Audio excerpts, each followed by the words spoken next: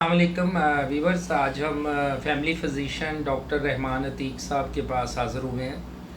आजकल जो मसला यंग ख़वातीन में और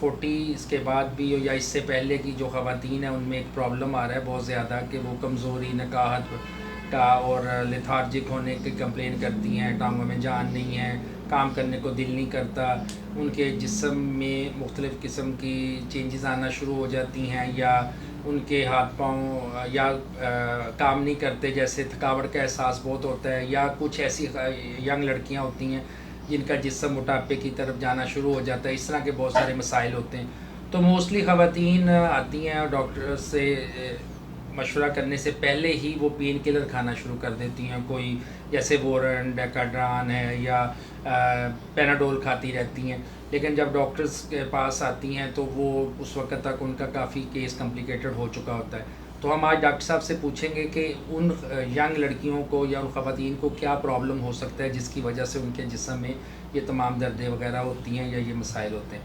अस्सलाम वालेकुम डॉक्टर साहब। वालेकुम डॉक्टर साहब, सलाम। ये आप जो मैंने अभी इंट्रो में बताया है कि इसमें प्रॉब्लम होता है यंग लड़कियों में, असल में उनको क्या इशू होते हैं जिसकी वजह से ऐसा होता है?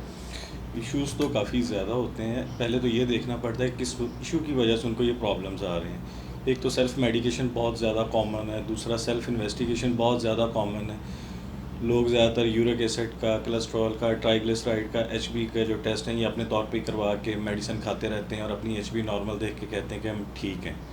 अब कुछ लड़कियां इस कंप्लेन के साथ आती हैं कि उनका जो है वज़न नहीं बढ़ता, उनको पसीना बहुत ज़्यादा आता है, जिस्म हर टाइम टूटता रहता है और उनका दिल नहीं करता काम करने को।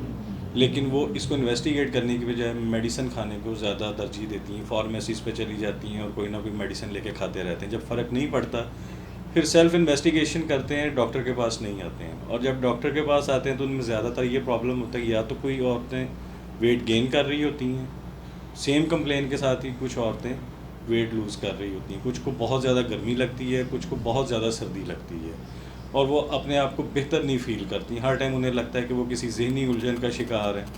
इसमें हार्मोन्स की स्टडी पहले करवाई जाती है। इसमें सबसे ज़्यादा कॉमन जो वो थायराइड ग्लैंड है जो आपकी बॉडी को कंट्रोल कर रहा होता है। अगर कुछ औरतों को पसीना बहुत ज़्यादा आता है, गर्मी बहुत ज़्यादा लगती है, दिल की धड़कन बहुत ज़्यादा तेज़ महसूस होती है, तो वो जब थायराइड प्रोफाइल करवाती हैं तो उनका जो TSH लेवल है वो बहुत ज़्यादा गिरा हुआ होता है। उसको बरक्स अगर लड़कियां वेट गेन कर रही हैं, उनकी आवाज़ में कोई फ़र्क पड़ रहा है, उन्हें सर्दी बहुत ज़्यादा लगती है, उनके गर्मी में भी उन्हें बहुत ज़्यादा ठंड लगती है और उनका जिस्म जो है वो चिपचिपा सा होता है और ठंडा महसूस होता है। जब उनकी थायराइड प्रोफाइल करवाई जाती है तो उसमें उनका TSH लेवल बहुत ज़्यादा बढ़ा हुआ होता है। ये इस वजह से भी डायग्नोज नहीं होती कि लोग कहते हैं कि गिलट जब तक नहीं होगा तब तक ये वाला मसला हो ही नहीं सकता।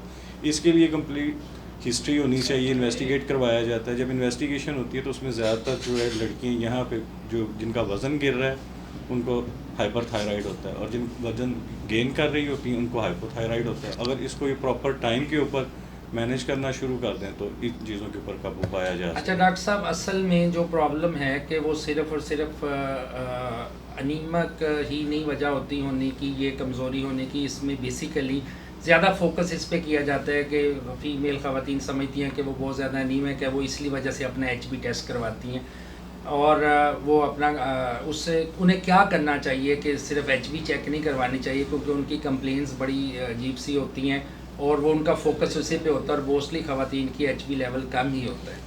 HB लेवल कम भी होता है, लेकिन सिर्फ HB के ऊपर फोकस नहीं करना चाहिए कि एक कंप्लीट ब्लड प्रोफाइल इनको करवानी चाहिए कि इसमें आइडिया हो कि इनके बाकी खून का जो लेवल है वो किस हद तक कम है या ज़्यादा है। सिर्फ HB देख लेने से आपको बहुत सारी चीज़ों का नहीं पता लगता है।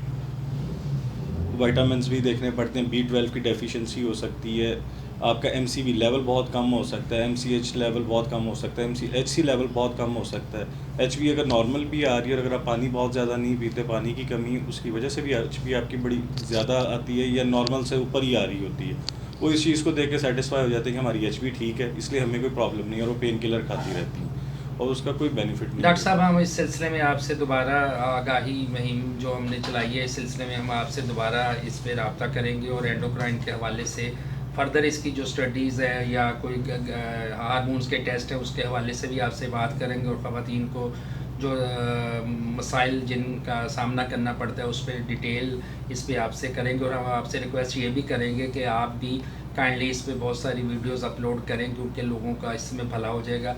और आजकल क्योंकि आपको पता है कि बहुत सारे मसाइल हैं, तो बहुत बहुत शुक्रिया आपका सर टाइम देने के लिए। जज़ाकमुल्लाह खैर।